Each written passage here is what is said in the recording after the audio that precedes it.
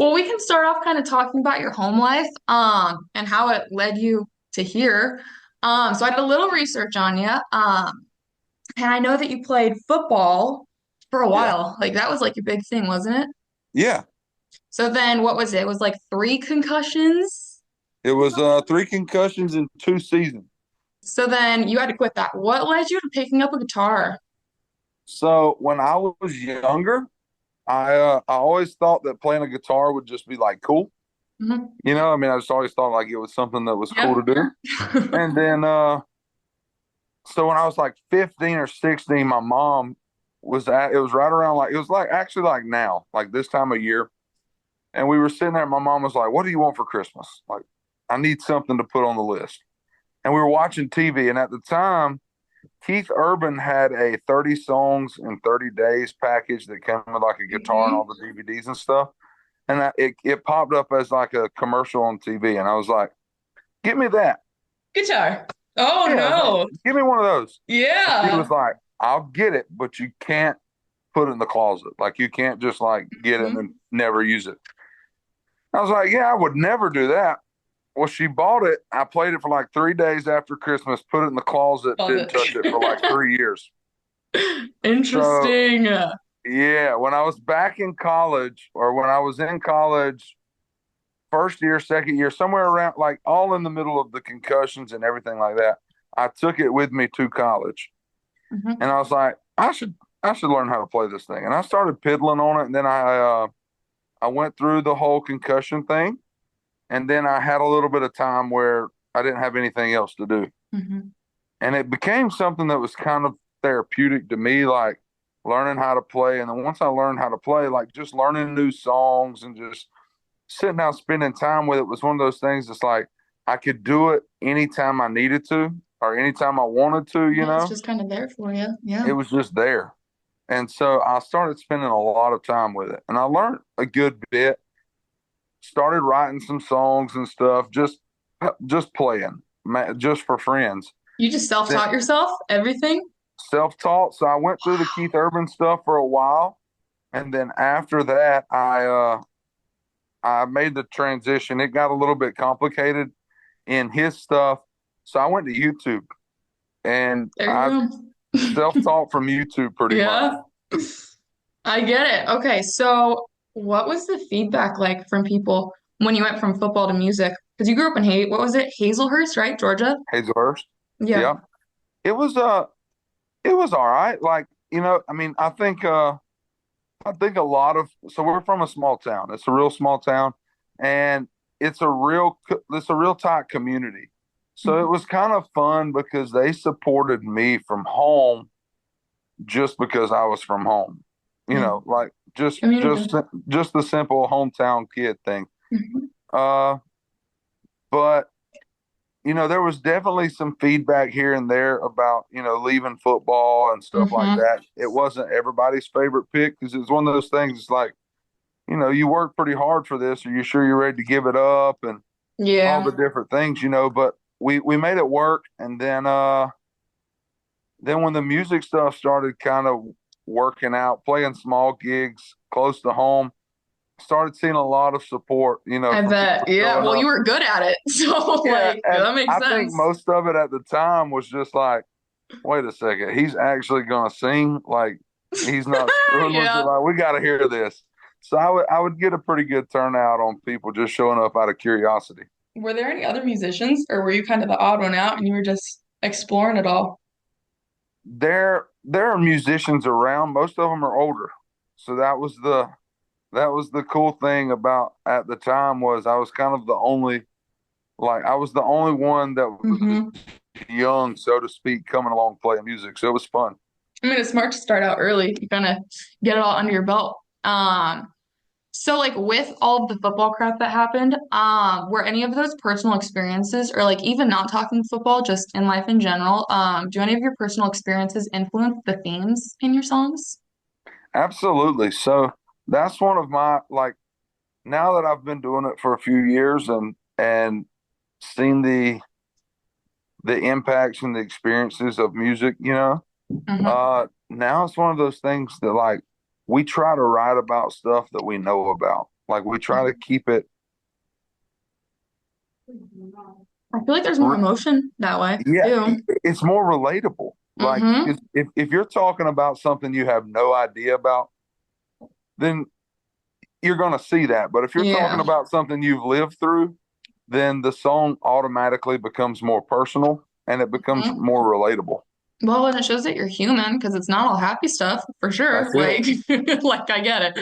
Okay, I kind of want to talk a little bit about American Idol because this is kind of the big thing where people were like, "Oh, this is legit." It's Um, definitely become a topic. yeah, I bet. So, what led you to auditioning, like in the first place? Um, so I had a few friends who were always like, after they had heard me sing local and stuff, they were like, "You should give that a shot. Like you should go on one of those singing shows." I was like, "Ah, no, Mhm. nah, I don't There's think so." potential. Yeah, and then they got to the point they were like, "Look, if it costs anything, we'll pay for it. Like you just go do it. Like even if it costs money, we'll pay the money." It's like, okay, okay. Well, then I never, still never made that like took it and ran with it. Hmm. But they reached out on social media, Instagram, and it was so they have like talent scouts now to where American the Idol does? Oh. yeah, so like they go out and watch like TikTok videos. If you're a Oh, singer, things like that, they'll go yeah. out, they'll reach out to you and see if you've ever like been on a show. They're looking for people. Yeah, so they came Nice. to me and we went that route, and I was like, all right, at this point, they've reached out to me Hmm. I owe it to my buddies to Roll give with it a it. shot. Yeah.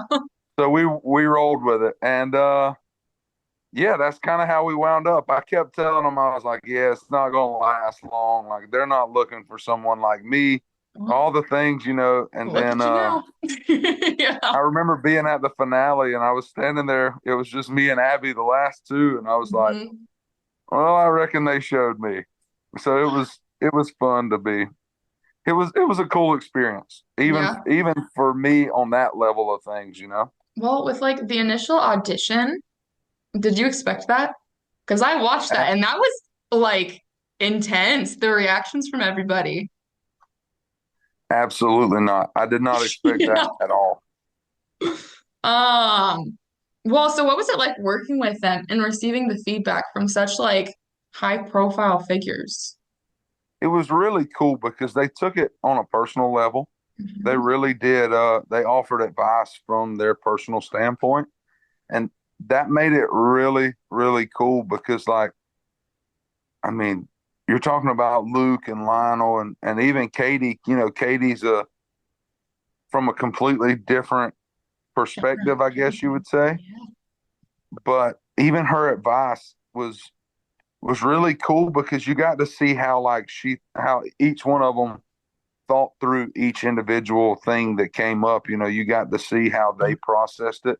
And when they would give you advice, like even off camera, they would give you, if they give you advice, they would tell you, they would be like, hey, so you see this and X and Y, and that's why Hmm.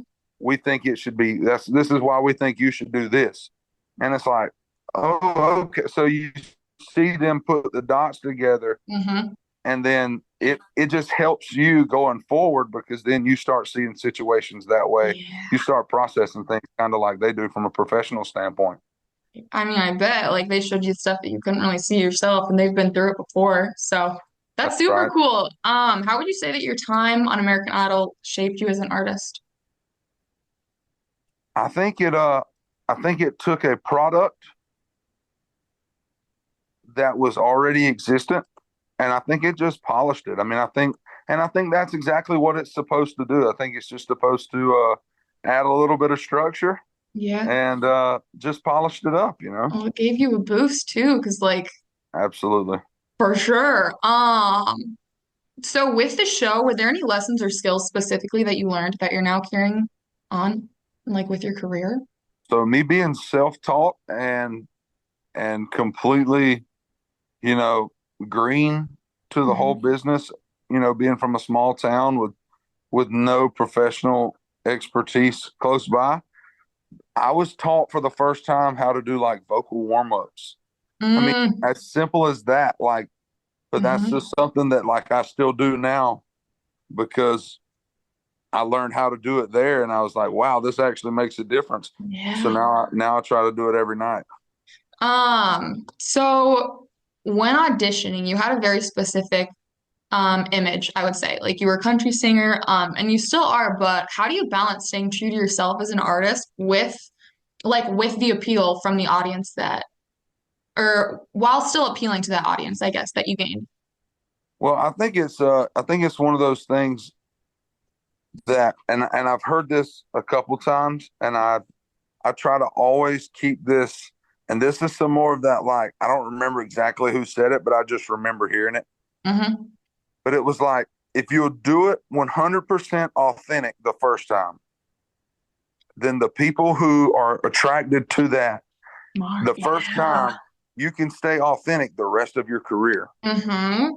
But if you fake it the first time just to get the following, and then you get tired of being fake and you have to go authentic, then you have to refine your whole entire following. Oh, You know that's what I mean? good. That's So good. That's so it. I, Yeah. I think for me the biggest thing was, even the first time, even my song choices at the beginning, Mm-hmm. throughout the whole process, the storylines and all of the things, it was 100% real and it's authentic. And that's something that I try to be as much as possible is authentic, Mm-hmm. because if you're authentic from the start, then you can be that way your whole career, and you never have to worry about making a complete change halfway through and how people are going to respond to it. You can just carry on and be yourself. Yeah, it was 100% you from starting off. Looking back, is there anything that you wish you did differently at all? Ah, At all? at all? At all? Absolutely. I wish I would have started sooner. Yeah? And yeah, and that's the thing that we've started doing now. I found a company that builds guitars, Mhm. and I buy a lot of guitars from them, and we give one away to kids at shows. If it's an under 21 show, like if it allows kids to come into the venue, Really? then we pick a Oh, that's random kid awesome. out of the crowd to give a guitar Hmm. away. We're fixing to give away 15, I think it is, at Christmas, to different organizations. But it's one of those things where, like, I just wish I would have started sooner. And Hmm. if anyone in my family would have been musically inclined, I probably would have. There would have been an instrument laying around, but there wasn't one in my home. And so our goal now is to give a guitar to a kid and put a guitar in the home early, Yeah. and hope to see it pay off one day. So there was no one in your family that was like musically inclined. You just No did it all one. yourself. Yep. No one sings. No one plays instruments. God, that sounds so hard. But you did it. We try. Um, We so like with those challenges that I mean obviously would have come with all of that, what was the biggest challenge with like whether it was the music industry, or like even the audition process? Because I'm sure that would have been that had to be super hard too. I think the biggest challenge was, we so from the time we went to Hollywood for the live shows, Hmm. we stayed in LA for about 10 weeks on Hollywood Boulevard in a hotel. And I think that was probably the hardest part for me. But what's cool is I used that opportunity to write a song, and we're going to release it in January. Well, you had 10 weeks. Like, I'm sure. Oh my God. Okay. Talk to us about this song. I don't know if we can include it. I don't know that we're announcing it yet, but Hmm. it's a song called Shithole Called LA. Love it.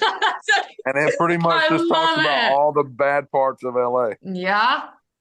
Well, small town Georgia kid, like LA's kind of a world Oh, it's change. it's a So nightmare. I think I've been like once, but I never experienced it like industry experienced it. I was like a little kid walking around, and even then, it was intense. Yeah. Um, so we can talk about you said this song is coming out. We don't have to talk about that specifically. But looking ahead, how do you see your music evolving over these next few years? That's the cool part about it. And that goes back to the authentic thing. I think it'll evolve in some way. I'm not exactly sure how, but Yep. it'll be kind of however my life goes. I mean, that's a really good way to look at it. You're just kind of going with the flow. So, Just, yeah, I mean, just try to keep from my life to my music, just kind of let it be transparent one another. Are there ever times when you are trying to like write a song or like you don't force it, do you? Do you just kind of like when it comes to you, it comes to you? The only time I feel it get forced is when I'm in Nashville. From time to Hmm. time, you get in those rooms where things get forced. But for the most part, and even sometimes in Nashville, it's awesome. For the most part, it's pretty. It comes to me, and then we make it work. Yeah. Um, oh, that is so cool. Okay, so we can talk a little bit about the show in Omaha specifically, because this is an Omaha station. So you've got it coming up December 14th. How do you prepare for live shows? Like, do you have to prepare for it, or do you just kind of, all right, it's time, let's go? We uh we have to prepare. We get the band as tight as possible. We Mm-hmm. figure out the kind of the options of different songs that we may play, and Mm-hmm. we build the set list a little bit different every night. And and then we just get. I mean, we try to get the area that the show's getting excited. And I mean, I think that's kind of some of the biggest preparation is just trying to get people in the venue, sell tickets. Mm-hmm. I mean, that makes sense. So I'll say this. So this is just like a fun little question. Are there any behind the scenes stories from the show that you've never really shared, but you think fans might want to hear? From the show. Mm-hmm. Because we don't really see like many behind the scenes stuff. It's just kind of like, here's the performance. And that's it. Is there anything? Yep. Ah, Yeah, now you gotta there think. has to be Now you something, gotta right? think. And I'm putting you on the spot. So, Uh, okay, here's your good one. So, okay. we got mentored by Gene Simmons from Kiss. How All was right. that? Everybody, Interesting. everybody that was left on the show when they spoke to Gene Simmons, we all had like a time allotment. Okay. And me and Gene started on camera and we started our conversation. We went like 30 minutes on camera, 45 minutes, and that's where Hmm. everyone else's is like got cut off. Me and Gene had such a good conversation rolling that we walked outside, stood on the sidewalk, and we wound up talking like an hour and 45 minutes. And what was cool was we were just like, we truly were like kind of connecting. Like we were talking about Yeah. stuff that like we just were having like a friendly, like it was like we had been friends forever having a conversation. And the crew needed to wrap up, but they wouldn't come interrupt our conversation. So we stood there and talked for like an hour and 45 minutes, hour and a They half.